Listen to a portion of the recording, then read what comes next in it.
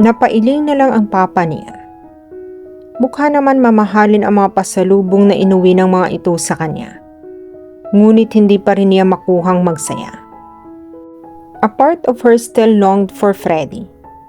Another part still wanted to be with him. O bakit malungkot ang baby ko? Hinawakan ng mama niya ang baba niya. May problema ka ba? Matagal siya bago nakasagot. Naalala na naman niya si Freddy. Alam niyang irresponsable pa rin ang tingin nito sa kanya. Ngayon, ay gusto niyang baguhin ang takbo ng buhay niya. Gusto niyang maging karapat-dapat sa pag-ibig ni Freddy. Kahit malabong mahalin din siya nito.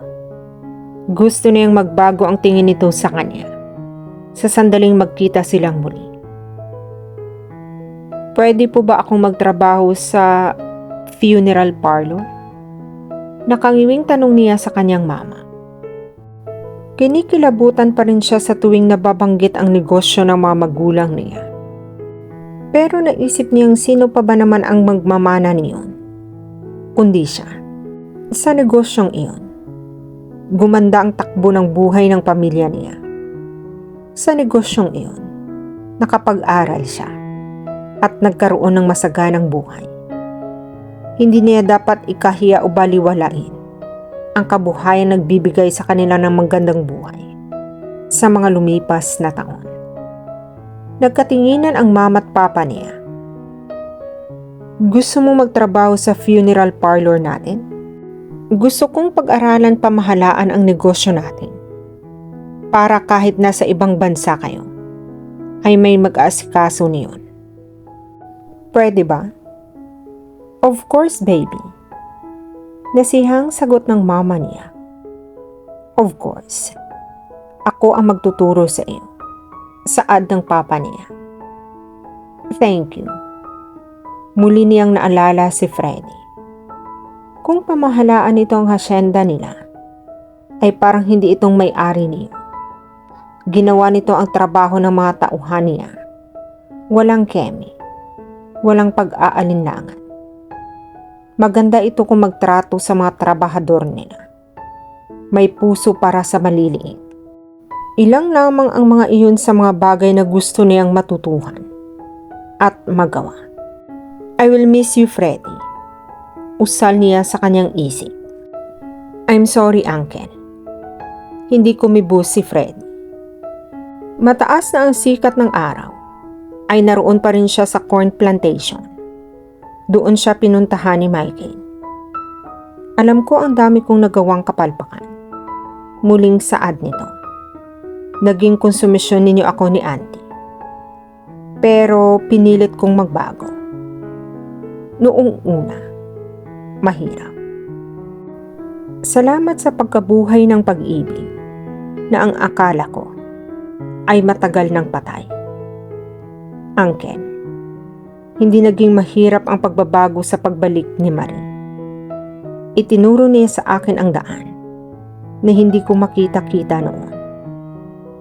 I hope you forgive me. Kung nagawa kong ipagbili ang mga kaperasong lupang iniwan sa akin ng parents ko para makapagtayo kami ni Marie ng negosyo. At saka lamang niya nagawang tingnan ito. Hindi ko sinusumbat iyon sa iyo, Michael. The land is yours. Sumama lamang ang loob ko dahil hindi mo man lang kami inimbitahan sa kasal mo. Napangiti ito. Civil lang iyon. Pero balak din namin magpakasal uli. Kinausap mo na ba ang auntie mo tungkol diyan? She's very excited to prepare for the wedding. That's good. Maraming kakilalang wedding coordinator ang auntie mo. I'm sure she could help you a lot. May ilang sandaling naghari ang katahimikan. Lumakad na siya patungo sa isang kubo sa di kalayuan para iwasan ang lalong umiinit na sikat ng araw. Sumunod si Michael sa kanya. May naikwento sa akin si Auntie tungkol kay Olivia. Mainit na ang sikat ng araw, Michael. Pag-iwas niya. Mabuti pa'y umuwi ka na. I'll take my lunch here. Nagpadala na ako ng pagkain. Uncle, I don't believe you still love Abigail until now. He looked at Michael then looked away. I believe you can still fall in love. Just like what's happening now. Michael, please. I know what you feel about Olivia. Giit pa rin ito. If that's what makes you happy, then why not you go for it? Olivia isn't perfect woman, pero marunong siyang magmahal. At pag nagmahal siya, isa lang at walang katulad. Naniniwala ako na kung anumang pagbabago ang nangyari kay Olivia rito, ikaw ang dahilan niyon. Auntie Crisilda is right. Dito nakilala ni Olivia ang tunay na kahulugan ng true love. Isang buntong hininga ang pinakawala niya habang nakatanaw sa malayo. A few months later, 500,000? Ganoon kamahal ang ataol ngayon? Napailing-iling ang Donya na nagkikislapan ang mga alahas sa katawan. Kausap ito ni Olivia sa loob ng funeral parlor nila habang tumitingin-tingin ng ataol. I would be spending too much kung ganoon. Isama mo na ang mga alahas sa ipinasusuot ko sa bangkay ng asawa ko. Kung sa bagay, nanakawin lang naman ang mga iyon. Pero kabilin-bilinan kasi ng husband ko na ipabaon ko sa kanya ang mga alahas na nakatago sa safety deposit box. Napatingin na lang siya rito. Araw-araw iba't ibang klase ng kliyente ang nakakaharap niya at nakakausap. Somehow, she had learned to love her job. Pansamantalang nagkaroon ng katahimikan nang makaalis ang kliyente niya. Napabuntong hininga siya bago naupo sa harap ng kanyang mesa. Tahimik na naman. Kung maaari ay ayaw niyang nag-iwang mag-isa. Nangungulila lang siya lalo kay Freddy. Maglilimang buwan na rin simula nang huli silang magkita nito. At maglilimang buwan na rin siyang nangungulila rito. Walang araw na hindi niya na ito namimiss. Malungkot pa rin siyang umuwi sa bahay nila. Ganoon na lamang ang gulat niya. Nang maratnan sa bahay sina Freddy at Crisilda, kausap ng mga ito ang kanyang mama at papa. O ayan na pala si Olivia.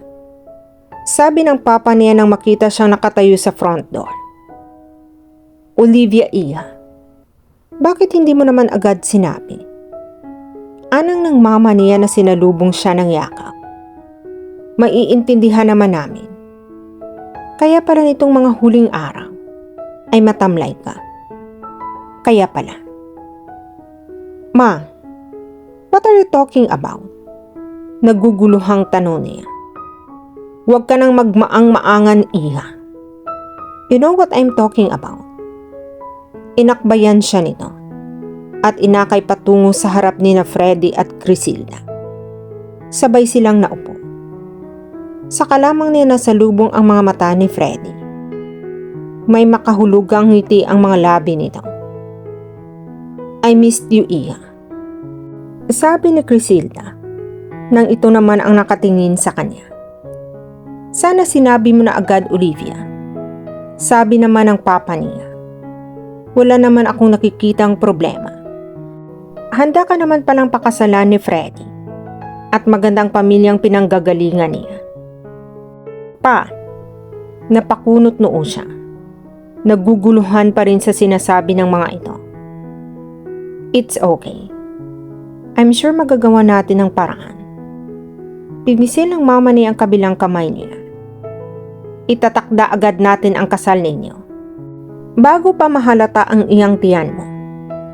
Mabuti na nga lang at hindi pa gaanong obvious. Mahalata ang tiyan ko? Lalo siyang naguluhan. Anak, okay na. Pinisil muli ng mama niya ang kamay niya. Hindi kami nagagalit. Gustong-gusto na namin ng magkaapo. Kaya wag mo nang itago yung pinagbubuntis mo. Pagbubuntis ko? Pinaglipat-lipat niyang tingin niya sa mga ito. Napakindat si Crisilda sa kanya. May makahulugang ngiti naman sa mga labi ni Freddy. Para bang sinasabi ng mga mata ni Freddy na ginagantihan lang siya nito sa nagawa niyang kasinungalingan noon. Inabot ni Freddy ang mga kamay niya at pinisil ang mga iyon. I'm willing to marry you. Ikaw lang naman itong may ayaw. I promise na magiging mabuting asawa ako at ama na magiging mga anak natin. Please accept my proposal. Olivia, marry me. Napanganga siya. Nagpo-propose si Freddy sa kanya sa harap ng mga magulang niya. Itatakda na natin ang kasal, sabi ng mama niya, na para bang mas excited para sa kanya. Sa wakas, magkakaroon na rin ng maingay na bata sa bahay na ito. Wait, nalilito pa rin siya. Masyadong mabilis ang mga pangyayari. Totoo bang gusto siyang pakasalan ni Freddy? O gusto lang talaga nitong gumanti sa nagawa niyang panluloko rito noon? Sandali. Sa kalituhan, ay napaahon siya mula sa upuan at napatungo sa terasa. Ayaw mo magpakasal sa akin? Narinig niya ang tanong ni Freddy na sumunod pala sa kanya. Hinarap niya ito. What is the meaning of this? Tanong niya. Parte ba ito ng paghihiganti mo? Paghihiganti? Napangiti ito at napailing. Ang lalim, Olivia. Oo, tama. Nasaktan ako sa ginawa mo. Pero may sekreto ako. Kanina pa niya gustong sabihin na bagay rito ang bagong gupit nito at ang walang suot na salamin. Anong sekreto? Nakapamaywang na tanong niya. Kaya nga sekreto, di ba? Lalong lumawak ang pagkangiti nito. Wait a minute. I told you my secret, remember? She lifted a brow. Sinabi ko sa iyo na minsan na panaginipan kita. You mean, hindi ka talaga lasing noon nang sinabi mo iyon? Gulat na tanong nito. Bigla siyang napatutup sa bibig. You mean umaarte ka lang? Unti-unting bumalik ang ngiti sa mga labi nito habang dahan-dahang humahakbang patungo sa kanya. Naalala mo ang lahat? Naalala mo ang pagsisidos mo sa akin nang gabing naglalasing-lasingan ka? Dahan-dahan na din siyang napaatras. Nangingiti. Oo. Lasing siya noon. Pero may mga bagay na malinaw sa kanyang isip. Oo. Nakakaalala ako. Pero hindi ko makontrol ang sinasabi at ginagawa ko. Dala pa rin ng kalasingan ang lahat ng mga kapraningang nagawa ko. I don't believe you. Masyado na itong malapit sa kanya. Mahal mo ako, di ba? Nagawa mo iyon dahil mahal mo ako. Alam mo namang mahal kita, di ba? Patuloy pa rin ang pag-atras na tanong niya. Sinabi ko na bago ako umalis sa bahay mo. Yes, but I want to hear it again. At gusto ko ring sabihin mo na payag ka nang magpakasal sa akin. Why do you have to pretend? Kung gusto mo akong pakasalan, sabihin mo na ng maayos. Hindi yung kailangan mo pang magkungwaring nabuntis mo ako. Wala pa namang nangyari sa atin. Now you know kung ano ang feeling ng niloloko. Nahagip nito ang dalawang bisig niya. Sabihin na natin, it was a product of temporary insanity. Hindi ko kasi alam kung paano ka mapapayag na magpakasal sa akin kaagad. One more thing is, masarap palang mag-pretend na magkakaanak ka na. Now I know how you got that satisfaction when you pretended that you were pregnant. Pero tama na ang mga pretensions. Let's make it real this time. We're going to have a child as soon as possible. Will you marry me? Or not? Ha? Napanganga naman siya. Kinikilig at natatakot at the same time. Pero, baka masyado pa akong bata for marriage and hindi na niya natapos ang sasabihin nang bigla na lamang siyang kabigin nito at halikan sa mga labi. Isang matagal na halik. Sisinghap-singhap siya nang sa wakas ay pakawalan siya nito. Yes, I will marry you. Aniya sa namumungay na mga mata. Napangiting tinukot nito sa bulsa ang diamanting singsing. Saka inabot ang kamay niya at maingat na isinuot sa daliri niya ang singsing. Matutuwa si Mama. I found my perfect partner. At last, nasaktan ako at minsan nag-isip na wag nang magmahal muli. Pero nangarap rin naman ako magkaroon ng sarili kong pamilya. A family. Olivia. That's all I've ever really dreamed of. Lalong kumikinang ang diamante ng singsing nang nasa daliri na niya. Now it's real, sabi niya.